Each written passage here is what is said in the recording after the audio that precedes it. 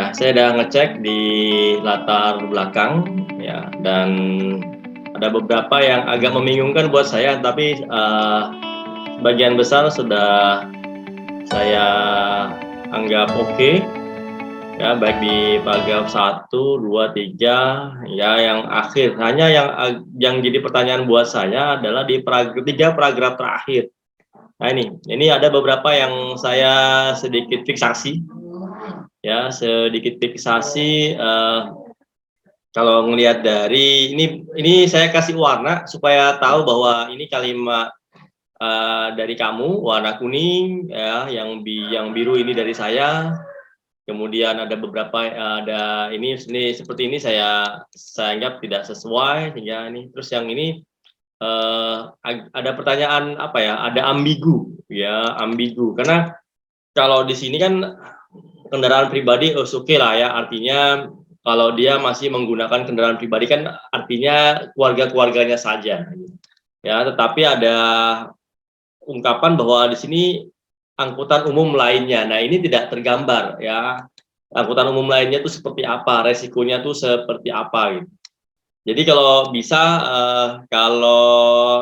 ini entah mau dihapus saja ataukah dapat penjelasan alternatif angkutan umum lainnya. Karena yang saya tahu ada angkutan gelap ya, angkutan gelap itu saya pernah ke Bontang atau Sengatta itu menggunakan Kijang, ya, menggunakan Kijang, ya, dan di situ resikonya jauh lebih tinggi, ya, jauh lebih tinggi sebenarnya dibanding bus. Kalau bus ya wajar lah masih jaraknya jauh, tapi kalau di Kijang situ, nah itu jadi masalah kemarin. Nah itu yang apakah ini nanti dihapus saja ataukah diberi penjelasan ya, apakah ini ada informasi. Itu yang pertama.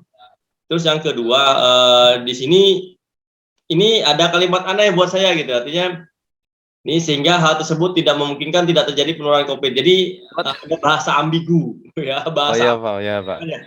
Ya, jadi kalau bisa diperjelaskan, aku aja gini. Di sini kan kamu observasi kan ya, observasi. Nah, observasi ini dari jam berapa ke jam berapa?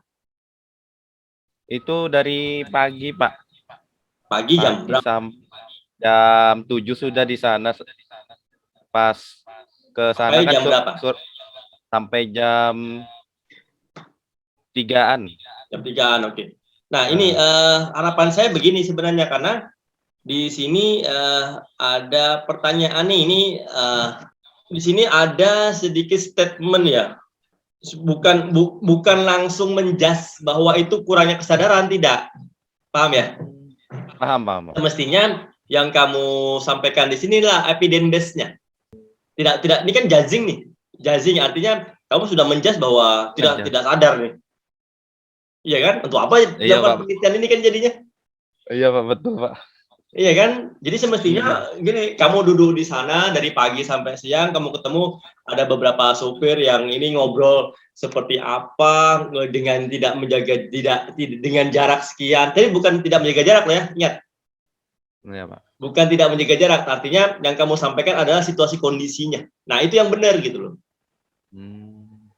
Berarti tadi saya ngelihat apa tuh epidemiasnya tuh memang harus sesuai yang apa yang di lapangan. Iya, yang dilihat, yang kamu lihat.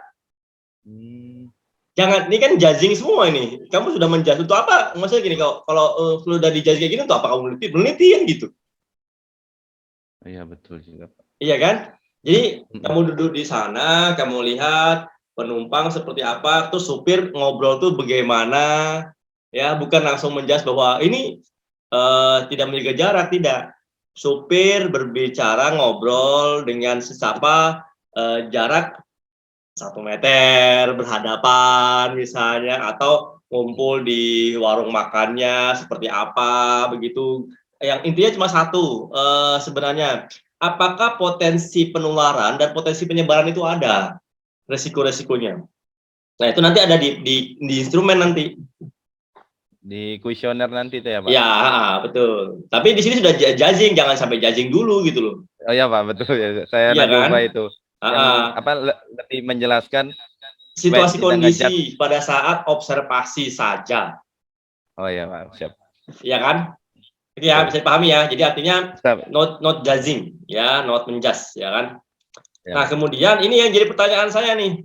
Apakah ada kasus supir yang terkonfirmasi ya?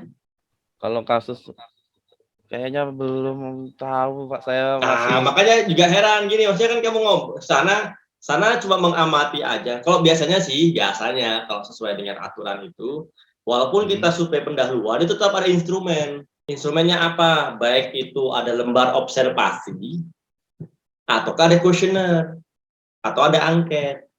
Nah, misalnya gini, magang misalnya. Kalau magang kan jelas artinya waktu memperhatikan itu tuh panjang. Ini kan sesaat gitu. ya sesaat Pak. Iya kan ya. Jadi ada nanti agak-agaknya gini nanti berdasarkan kamu seperti pendahuluan seperti apa, alat instrumenmu apa. Nah ini kan bingung jadinya. Iya nanti ditanya penguji gitu, saya Mati jadi langkah bingung. gitu kan. Betul betul Pak, siap Pak. Iya kan. Jadi kalau misalnya ya sudah, berarti enggak diakui dong ini. Paham ya? Paham Pak, paham. Ya enggak diakui. Jadi itu ya makanya kalau misalnya ngobrol memang apa ya? Iya, ini kan kasus sudah lama nih. Sekarang kan bobotnya sehat-sehat semua nih. Iya, ya betul sih Pak. Cuman kita lebih ke apa adanya kasus COVID aja itu Pak. Ya, makanya artinya gini, ini kan paling-paling artinya penelitian ini paling-paling ya permasalahan bukan lagi varian Delta tapi Omikron. Tapi Omikron kan belum sampai Samarinda. Iya. Iya kan? Nah, sehingga penelitian ini kan sebenarnya kasus yang dulu nih mungkin saja ada beberapa yang dulu-dulu sudah terkonfirmasi gitu.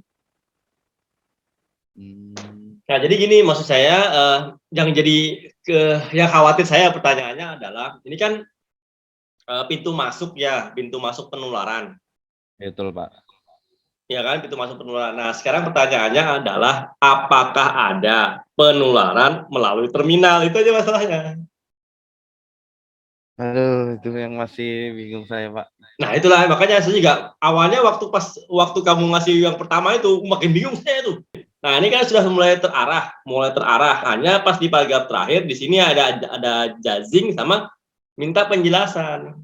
Paham Pak. Ya, jadi memang arahnya sudah mulai jelas. Hanya tadi ini jangan sampai ini kan tidak tergambar. Yang penting gini aja sih, kalau misalnya kamu tidak bisa mendapatkan data tentang supir yang terkonfirmasi, ya kan?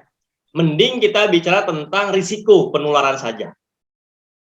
Risikonya aja Pak. Ya, jadi ada risiko. Misalnya tadi, tapi nggak bisa ini kalau dengan yang ini nggak bisa karena kamu di sini tidak menceritakan situasi kondisi. Betul Pak. Cuman melihat saja. Nah, kalau misalnya kamu menjelaskan situasi kondisinya, misalnya berbicara berhadap-hadapan tanpa masker dengan jarak kurang dari 1 meter, misalnya. Nah, kan sudah jelas gitu. Beda dengan yang ini yang kamu bilang di sini. Ini kan beda banget sama yang ini. Nah, itu juga yang semestinya dicermati lah. Berarti Ya kan? nanti yang lebih ini Pak, kalau kan saya sudah survei itu, saya sudah lihat sopir tuh bagaimana setiap nunggu penumpang gimana. Itu kita ceritakan ke Iya, latar situasi kondisi, belakangnya. tapi bukan cerita. Oh ya Hasil maksudnya observasi. observasi. Ya Pak itu maksudnya. Ya, jadi artinya potensi risiko ada atau baik dia duduk-duduk. Ini kan fokus kita kan pemeran utamanya kan supir. Nah, berarti Ya, aktivitas supir yang kita highlight gitu loh. Walaupun di terminal tersebut kan banyak bukan hanya supir, ada kernetnya, ada penjual karcisnya, menjual tiketnya, kemudian ada penjajahnya, ada penumpangnya kan banyak, tapi kan tidak highlight yang semuanya. kita lebih ke supirnya aja kan Pak. Saja. Nah, jadi harapan saya gini nih, untuk memastikan lagi tadi, kamu buat lembar observasi tentang resiko penularan. Misalnya supir, ya aktivitas supir aja kamu highlight kalau. Iya Pak. Nah, supir aja diperhatikan gitu. Artinya kan di situ kan ada beberapa supir. Oh, ada satu beberapa supir ini nih. Kalau misalnya kamu bisa foto, bisa video. Artinya ada bukti jelas, misalnya supir ngobrol dengan sesama supir tanpa menggunakan masker, dengan berjarak kurang dari 1 meter misalnya. Ngobrolnya di mana? Di depan nano atau di yang ini seperti apa. Jadi itu yang jadi ini amatan gitu. Nah, itu jelas berartinya ada lembar observasinya di situ. Di bab selanjutnya ini jangan apa ya bahasanya ini kan kita mau coba memblow up pengetahuan, sikap dan tindakan kan? Iya, Pak. Ya, jadi tidak perlu ada saran gitu. Iya, itu kan Iya kan? protokol juga. Betul ya, ini kan. Ya, Pak. Nah, sehingga penelitian nanti kan dilaksanakan Januari. Iya, Pak. Nah, Januari. pertanyaan lagi aman-aman nih. Lagi ya. Ya kan tidak seperti waktu berapa tahun 2 tahun yang lalu kan gitu. Ya, nah itu yang kau cermati bahwa penelitian ini adalah risikonya tuh lebih banyak di setahun 2 tahun yang lalu dibanding yang saat ini. Hanya artinya yang perlu dilihat adalah resiko perilaku, ya perilaku beresiko si supir. Bukan hanya yang kemarin saja, tapi ini. Tapi kalau misalnya ada data bahwa ada yang terkonfirmasi, wah ini kan lebih bagus jadi. Paham, Pak. Berarti tahun tahun pertama. Tahun yang lalu. Tahun yang lalu sama yang sekarang lebih berbeda. Iya, betul. Ya, pagi kita kan sudah melewati ada 3 varian kan. Varian yang pertama, varian Wuhan, ya kan? Kemudian varian Delta. Nah, sekarang kan lagi menunggu apakah Omicron masuk atau tidak. Nah, ini pertanyaan ini agak aneh nih. Ini mudah-mudahan, artinya sama-sama berdoa, mudah-mudahan. Pas pada saat kamu turun ke lapangan, tidak terjadi ledakan Omicron gitu loh. Langsung naik ya, anunya apa? Ya, nggak boleh semuanya jadinya. Wah, kamu turun ke lapangan turun berisiko. Itu dah, Pak. Iya kan? Nah, makanya di sini saya langsung saja loncat ke kalau bab 2, bab 3 itu masih sambil jalan. Tetapi yang perlu difokuskan itu adalah di instrumen. Jadi pengetahuan ini nih kalau boleh ditambahi ada pertanyaan. Pertanyaannya tentang apakah sudah pernah mengalami gejala COVID-19 sebelumnya? Nanti dia bertanya, iya dan tidak. Nah, karena sekarang kalau di pasien saya sekarang ini ada 2.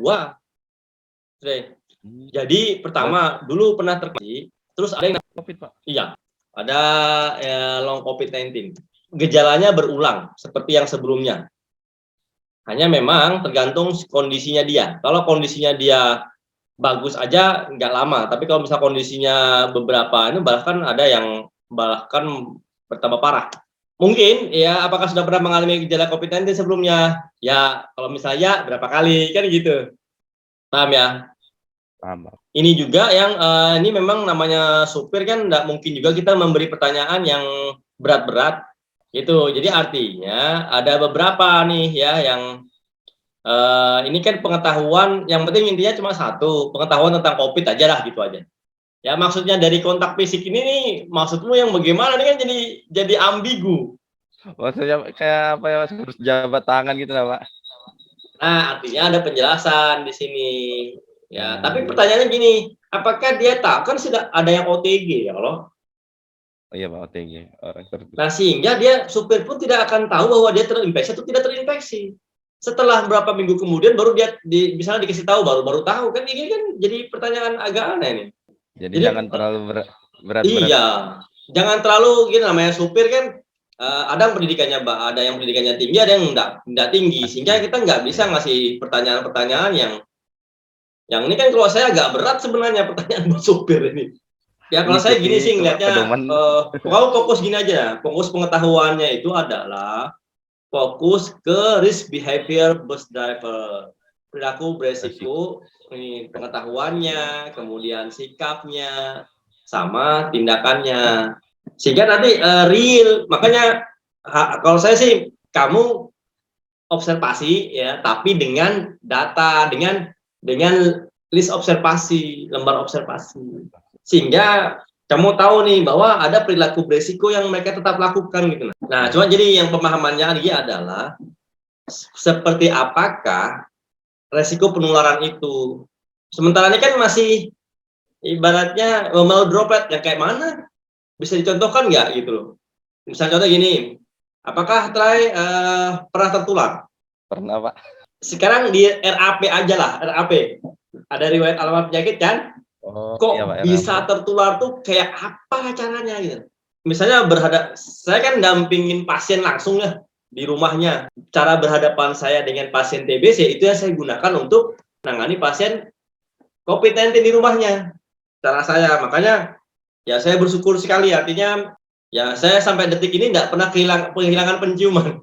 Cuma artinya posisi saya berhadapan itu tuh saya memang itu artinya saya nggak pernah berhadapan langsung dengan dia 90 derajat itu nggak pernah. Ya pasti pasien saya suruh madap ke kanan, saya 45 derajatnya gitu. Paham ya posisi ya, sehingga dropletnya dia nggak akan ke saya. Kayak sejajar gini ya Pak? Ya itu nggak boleh itu 90 derajat namanya. Nah yang saya lakukan ya tidak seperti itu, makanya itu juga ya, gini misalnya juga sama orang mancing sendirian di pinggir sungai pakai masker kah? Ada yang iya juga Pak. Nah sekarang kalau misalnya dia nggak pakai, apakah tertular sama siapa dia? Oh, paham maksudnya Bapak. Nggak ada sih Pak, nggak ada penularnya jadinya. Ya wajar orang sendirian. Iya, sendiri aja soalnya mancing kan. Iya, sehingga gitu loh, maksudnya dibijaksanai, sehingga yang perlu dilihat ada, kamu kan kalau boleh jangan hanya kamu yang kamu tanya pernah tertular itu gitu, nah artinya saat kapan, saat seperti apa kau bisa tertular itu kayak apa caranya, apakah coba gara-gara makan bersama tertular misalnya kan. Pasti ada penyebabnya gitu ya Pak? Iya, ada titik-titik kritis, misalnya kayak seperti waktu cerita saya di kelas misalnya. Di kelas saya contohkan loh itu waktu itu, ada teman sakit mata, saya akan liatin dia dengan jarak sekitar ya 20 cm pun enggak masalah, berhadapan muka. Oh, yang kayak bilang kalau misalnya kita lihat orang yang sakit mata, nanti kita sakit mata juga. Iya, padahal kan enggak mungkin penularannya antar mata kan? Iya sih Pak, betul. Tapi kan akhirnya gini, kenapa saya tidak tertular? Karena saya tidak mau salaman. Transmisinya melalui tangan, bukan antar mata. Nah, sama juga dengan droplet ini gitu. Nah, coba di flashback aja lah, kenapa kamu bisa tertular? Kenapa? Dari teman siapa? Pada saat kapan situasi kondisinya? Oh, aku sudah pakai Pak. Saya jalan-jalan pakai hazmat. Terus saya masuk lift, ketemu 2 orang di situ. Saya tanpa sengaja saya berhadap-hadapan. Terus dia bicara, tadi dia tidak menggunakan masker. Saya juga tidak menggunakan masker. Saya tertular melalui lift kan gitu. Paham. Nah, sekarang kamu lihati dengan benar. Jika ini kan sebenarnya kan pertanyaan-pertanyaan umum. Iya, apa ya, pertanyaan general yang kalau saya katakan nih, ini nih kayaknya orang belum pernah turun ke lapangan ini. Jadi artinya ada bahasa perintah di atas ya, kebijakan. Ada bahasa-bahasa penerapan gitu kan. Himbauan. Nah, betul. Jadi misalnya nih, ini contoh aja nih, contoh agak aneh nih. Apakah Anda sebelum melakukan perjalanan mencuci tangan? Nah, sekarang saat kapan dia cuci tangan? Saat kapan dia cuci tangan? Kan gitu jadinya. Apakah Anda ketika pulang ke rumah langsung mandi? Ini kan apa ya, pertanyaan yang mungkin dia saja berbohong gitu loh. Bisa aja dia bilang enggak, sudah ya. Iya.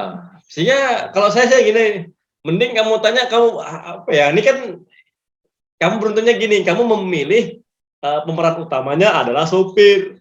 Apakah selalu ini kayak maksudnya dilihat HP gitu dah Bang. Maksudnya gini aja deh. Apakah kamu tiap hari denger informasi tentang pencegahan COVID kan? Ya. Ini kan pertanyaan-pertanyaan tidak wajar yang ibaratnya ini pasti bohong sudah jelas nih. Kalau tidak selalu. Nah, kalau yang ini masih wajar. Apakah Anda sudah divaksin? Ya, keberapa? Kan pertanyaan keberapa? Kan gitu pertanyaannya. Artinya sudah keberapa kalinya? Kalau misalnya 1 kali, oh ya berarti dia anjalnya nih, kan begitu. Pertanyaan apa ya, banyak bohongnya jadinya. Kalau bis ber-AC enggak mungkin merokok. Ya kan, mending kalau saya ngeliat gini, kamu amati aja lah 1 atau 2, kamu amati apakah dia berperilaku beresiko atau enggak, itu aja gitu aja. Nah, sehingga kalau bicara tentang yang namanya ini kan tindakan sudah tadi ya, tindakan pencegahan. Nah, kalau bicara tentang yang namanya sikap terhadap sesuatu, ini pernyataan. Yang kamu buat di sini pertanyaan. Berarti harus pernyataannya, Pak. Pernyataan tentang apa? Tentang COVID-19, tentang kebijakan, tentang resiko penularan, tentang situasi kondisi, bla bla bla. Itu kan tentang sikapnya dia terhadap sesuatu. Kamu buat aja dulu sesuai dengan apa yang kamu amati. Baru kamu buat pertanyaan untuk yang pengetahuan sama tindakan. Sesuai yang di lapangan gitu ya, Di Pak? lapangan, evidence base-nya. Nah, kemudian sikapnya, baru nanti di situ kamu buat ini nih. Nanti gini, nanti akan banyak yang mungkin kamu akan tuliskan pertanyaan-pertanyaan dan pernyataan-pernyataan. Tapi nanti kita sortir. Mana sih sesuai dengan realita. Nanti kebanyakan, Pak. Iya, makanya ini wajar nggak sih kita kasih pertanyaan misalnya 30 pertanyaan satu item. Saya ngitung ininya juga, Pak. Sopir busnya itu setiap dia berhenti nunggu penumpang 10 menit. Nah, itu gini, maksudnya gini, apakah kamu memberikan kuesionernya ini pada saat di saat itu ataukah di saat sebelum itu? Mungkin dia pas berhenti gitu, nah, Pak. Nah, udah bisa kalau hanya 10 menit. Nah, itu dia. Berat, mending misalnya belum antrian. Kan ada yang namanya mangkalnya supir bus ya. Ya, dia habis terminal dia nunggu lagi di tempat mana gitu, nah, Pak. Oh, itu ngetem, beda lagi. Oh, beda lagi ya. Oh, beda. Ngetem sama beda lagi. Ngetem nunggu penumpang. Ngetem nunggu penumpang dengan tempat mangkal supir itu beda, Ray. Jadi kamu mendatangi ini pada saat itu di tempat mangkalnya, bukan di tempat ininya. Dia gini, saya tidak pernah lihat supir tuh lama duduk di bus, kecuali jalan. Iya, kecuali jalan, Pak Mas. Iya kan? Pas di terminal. Pasti kernetnya dulu. Kecuali misalnya waktunya dia sudah mulai, giliran ini. Nah, itu baru dia ke situ. Ya, ada waktunya misalnya jam berapa nanti siapa yang nunggu. Betul. Nah, sekarang si supir kan pasti nunggu giliran di tempat mangkalnya supir. Ya. Nah, ini yang namanya mengobservasi, Try. Saya kira yang dia habis di terminal, habis itu dia bilang nggak bisa. Soalnya kan orang calon penumpang tuh malas ke terminal gitu, nah, Pak. Ya, saya tahu. Makanya gini, Try. Posisinya potensi penularan ini apakah di terminal, apakah di tempat ngetem, ataukah di terminal sampainya, ataukah di perjalanan. Ya, saya rasa nanti kamu coba observasi lagi, tapi tadi lihatlah kehidupan si supir yang jadi pemeran utama dari cerita skripsi kamu. Ya. Jadi ini saya udah lama ngamati supir ini sebenarnya, Try. Saya juga tahu penyakit-penyakitnya yang beresiko sudah tahu. Tapi harapan saya kamu lihatlah itu gitu, nah, dengan kacamatamu sendiri, bukan dari kacamata saya. Beda ceritanya, Pak. Oh iya, beda. Ya, karena saya pengamatan berdasarkan keilmuan sudah nih, resiko ini. Lebih beresiko mana? Supir bus apa supir gelap? Taksi gelap. Kayak taksi gelap deh, Pak. Iya, wajar gitu. Jangan disamakan sama. Ya, cuma bedanya kalau bus ini kan punyanya pemerintah. Iya, sudah terdaftar gitu, Sudah terdaftar, sehingga resiko ke pemerintah itu lebih besar. Kalau supir gelap kan tidak. Tapi kan mau kayak mana kita mau ngasih tahu orang supir gelap? Nah, makanya wajar, nggak apa. Cuma kalau boleh kamu perhatikan itulah. Buatlah list dulu yang mana. Nanti kita ngobrol aja gitu. Misalnya ngobrol ini, Pak, saya sudah tamati gini nih, dapat apa nih, ini Pak, dapat apa ini nih. Siapa tahu penularannya pas dia selisihan di WC. Nah, kan. Nggak pakai masker. Nah, WC kan sempit. Terus ngobrol sama teman. Terus ngobrol di situ kan. Berhadapan tanpa gitu. Artinya ada nggak potensi resiko penularannya di situ juga gitu loh, saya. Ya, jadi yang di-highlight adalah kamu amati aja supir gitu loh, supir. Nggak usah penumpang, nggak usah yang ini, supirnya aja. Ini kan judulnya kan supir. Supir, Pak. Ya. Paham ya? Paham. Oke. Ya, silakan. Jadi artinya kita diskusi setelah kamu betul-betul lihat nih, gimana gitu. Pertanyaan di dalam kuesioner ini pasti akan ada perubahan. Pasti jelas di besar tuh perubahan jelas nih, Pak. Ya, lebih menjelaskan jelas lah. Tahu ini yang sampai sekarang ini yang masih bermasalah adalah mereka yang survei pendahuluan buat ini ada kuesioner kah, ada lembar observasi kah, mana ada. Yang penting saya datang, ngobrol-ngobrol dianggap itu survei pendahuluan. Sudah studi pendahuluan. Oke, jadi saya tunggu kamu pasti sudah mulai belajar mengamati lah ya dengan sistematis. Buat target untuk konsultasi, Tray. Kapan kamu mau turun ke lapangan lagi untuk mencermati nanti apa membaiki ini, nanti ini kita diskusi ya apa ya. Siapa tahu dari hasil list observasi kamu ada yang perlu saya tambahkan kah atau berlebihan atau seperti apa kan ya, begitu. Pak. Kayak listnya nanti saya kirim ke Bapak Iya, bisa lihat dulu. Jadi yang kamu amati ini nih resikonya di mana gitu lah. Potensi-potensi di sini. Tapi kan harus kamu validasi lagi ke terminal. Ya, tinggal kita datang ke terminal nanyain jangan ngeliat lah kan. Lihat dulu sesuai dengan lembar observasi kamu centang. Sambil ngobrol ada yang pernah kena atau enggak kan begitu. Tanyain. Ya, tempat mangkalnya. Artinya resikonya si supir ini nih ada di mana aja, di toiletnya bisa di toilet, bisa di tempat mangkal, bisa di busnya, bisa pas lagi bagi kartu. Biasanya kan ada sip-sip bareng tuh. Yang penting gini, yang penting masih di terminal, bukan di tempat ngetem, bukan di perjalanan. Jatah kamu cuma di terminal. Di dalam bab 3 itu fokus hanya potensi resiko penularan di terminal, bukan di tempat ngetem, bukan di perjalanan. Entah itu nanti keberangkatan maupun kedatangan. Oke ya? Sip. Jelas sudah.